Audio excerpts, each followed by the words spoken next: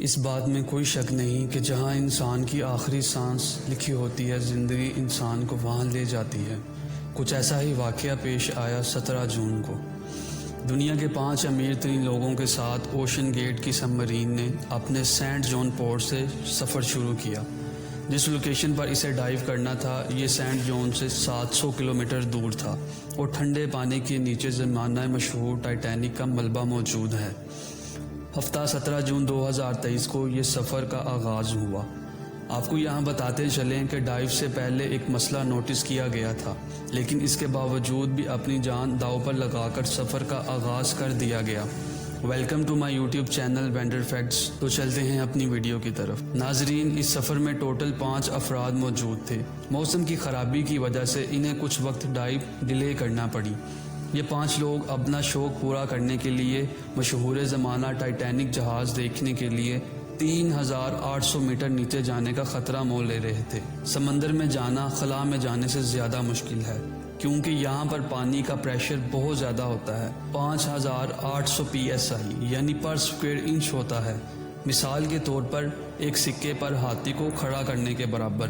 اس کی گہرائی 5 برج خلیفہ جتنی ہے۔ ٹائٹینک کا ملبہ سطح سمندر سے 3800 میٹر کی گہرائی میں ہے۔ سمندر کی سطح سے ٹائٹینک کا سفر 2 گھنٹوں کا تھا۔ 1 گھنٹہ 45 منٹ کا سفر طے کیا تھا کہ رابطہ اوپر کھڑی بوٹ سے ختم ہو گیا، جو کہ ایک عام بات تھی۔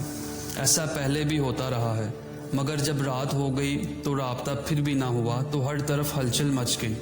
کوسٹ گارڈ کو اطلاع دی گئی، ہیلی کاپٹر پر سرچ آپریشن شروع کیا گیا۔ کینیڈا کے جنوب مشرق کے ساحل سے ٹائٹینک کا ملبہ دیکھنے کے لیے سیاحتی مہم پر جانے والی آبدوز کے بارے میں بات کریں گے۔ اس آبدوز کا نام ٹائٹن ہے۔ اگر اس آبدوز کو کنٹرول کرنے کی بات کی جائے تو اسے پہلے اسٹیشن کے کنٹرول آپریٹ سے کنٹرول کیا جاتا ہے اور باہری دنیا سے رابطے کے لیے یہ ایلین میسمی کمپنی اسٹار لنک کی سیٹلائٹ ٹیکنالوجی کا استعمال کرتی ہیں۔ یہ ٹائٹن 55 میٹر فی منٹ کی رفتار سے نیچے اتر سکتا ہے۔ اس میں طاقتور لائٹ، کیمرے اور ایک لیزر سکینر موجود ہوتا ہے۔ جہاز ٹائٹینک 1912 میں اپنا نیو یارک کا پہلا سفر کر رہا تھا۔ یہ بہت بڑے آئی سٹون سے ٹکرایا اور ریزہ ریزہ ہو کر سمندر کی تہہ میں چلا گیا، جس کے بارے میں کہا جاتا ہے کہ 1500 لوگ اس واقعے میں ہلاک ہوئے تھے جو اس ٹائٹینک جہاز پر سوار تھے۔ فلم میکر جیمز کیمرون نے 1995 میں ٹائٹینک کے درجنوں دورے کیے تاکہ اس پر ایک تفصیلی فلم بنائی جا سکے۔ پھر 1997 میں ٹائٹینک مووی ریلیز کی گئی۔ رہی صحیح کسر ٹائٹینک مووی کی کامیابی نے پوری کر دی۔ اس نے اتنی دھوم مچائی کہ اب ٹائٹینک کے ملبے کو خود جا کر دیکھنا کروڑوں لوگوں کا خواب بن گیا۔ پوری دنیا میں تمام لوگ اس کہانی کو جانتے ہیں۔ یہی وجہ ہے کہ لوگوں میں تجسس پایا جاتا تھا کہ آخر پھر اس کا ملبہ کس حالت میں موجود ہے، اور شہزادہ داؤد بھی تاریخ پر سرچ کرنے کے بارے میں مشہور تھے۔ انہیں نئی معلومات اکٹھے کرنے کا بہت تجسس تھا۔ اگر ہم عام انسان کی نظر سے دیکھیں تو یہ ایک بے وقوفی والا کام ہے، پر کچھ نہ کچھ نیا جاننے کی جستجو انسان کو سمندروں کی گہرائی اور خلاؤں کے سفر میں لے جاتی ہے۔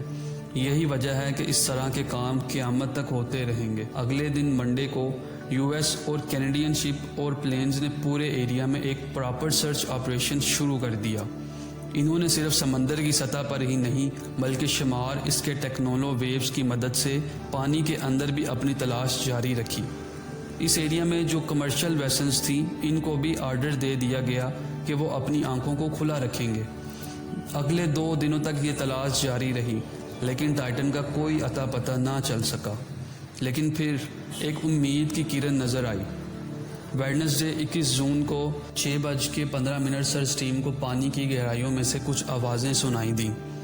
یہ آوازیں انڈر واٹر ریڈارز کی مدد سے سنی گئی تھیں۔ فوراً ماروفیز کو آواز کی ڈائریکشن میں بھیجا گیا، لیکن اس بار بھی ٹائٹل کی کوئی خبر نہ ہوئی۔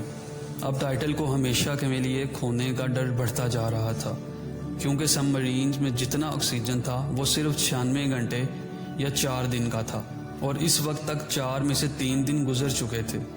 لیکن US، کینیڈا اور فرانس کی سرچ ٹیم نے ہمت نہیں ہاری۔ اس نے ٹائٹن کی دم کا ایک حصہ ٹائٹینک سے صرف 1600 فٹ دور پڑا ہوا دیکھا۔ اس کا صرف ایک ہی مطلب ہے کہ سب مرین پانی کا پریشر برداشت نہ کر سکی اور سمندر کی گہرائیوں میں ہی ٹوٹ گئی۔ اس خبر نے پوری دنیا میں جیسے ہلچل سی مچا دی۔ اوشن گیٹ کی سیفٹی پر کئی سوال کھڑے ہو گئے۔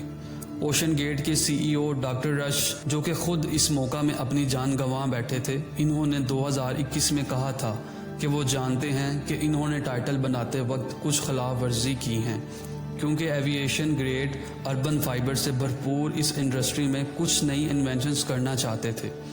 تبھی اس لوہے کو ریپلیس کر کے کاربن فائبر کا استعمال کیا گیا تھا۔ پہلی بار لانچ سے پہلے ٹائٹن کو 5000 سے 10,000 PSI کے پریشر پہ ٹیسٹ بھی کیا گیا، جس میں وہ پاس ہو گئی تھی۔ اب ایکسپرٹس کا ماننا ہے کہ اوشن کے اندر ہزاروں قسم کی طاقتیں سبیل پر پڑتی ہیں، جس میں نہ صرف پریشر بلکہ پانی کا بہاؤ بھی بہت تیز ہوتا ہے۔ اس کے علاوہ اندھیرے کی وجہ سے یہ بھی ہو سکتا ہے کہ کوئی بھاری پتھر یا پھر سمندری مصبری سے ٹکڑے سے ٹکرایا ہو، لیکن دوسری وجہ اس نے پہلے سے موجود دراڑیں رہ چکی تھیں۔ ٹائٹل سب مرین کارل اسٹینلی نامی ایک بزنس مین کو بھی لے گئی تھی۔ اس وقت بھی اس کے اوشن گیٹ کے سی ای او آپریٹ کر رہے تھے۔ اس نے بتایا کہ اس سفر کے دوران جب وہ نیچے جا رہے تھے تو ان کو ٹائٹن کی باڈی سے کریکنگ کی آواز سنائی دی۔ 2018 میں اوشن گیٹ کے ایک ایگزیکٹو نے ٹائٹل کے کاربن فائبر باڈی کے خلاف آواز اٹھائی کہ ان کا کہنا تھا کہ یہ مسئلہ سب مرین کو چند سیکنڈز میں ہی تباہ کر سکتا ہے۔ جس گہرائی میں ٹائٹل پڑی ہے، ایکسپرٹس کا کہنا ہے اس کی صرف 0.37% امید ہے کہ یہ اس پریشر میں کامیاب ہو سکتی ہے۔ یہاں پر ہماری ویڈیو کا اختتام ہوتا ہے۔ امید ہے آج کی ویڈیو آپ کو پسند آئی ہوگی۔ انفارمیٹیو ویڈیوز دیکھنے کے لیے ہمارے چینل کو سبسکرائب کریں۔ اجازت دیجیے، اللہ حافظ۔